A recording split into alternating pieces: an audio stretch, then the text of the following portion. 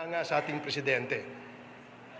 I hope after the president's term expires in 2022, the next leader will continue this war against drugs kasi hindi ho natin kaya masolve itong problema to in a span of 6 years.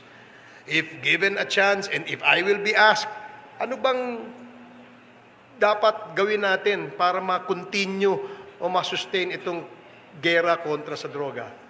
Ako ho, candidly, I answered that question. I was asked that question several times. At ang sinabi ko ho, abay, kailangan natin ng extension pa kay President Duterte nang sa ganon ipagpatuloy itong kontra-drogang programang ito. I was misquoted. They asked me, sabi niya, you want the President to extend this term? Of course, I answered candidly. Sinabi ko, bakit naman hindi?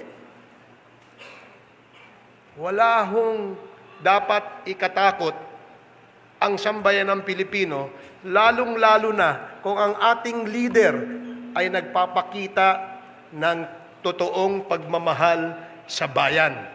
Hindi lamang ho, puro salita,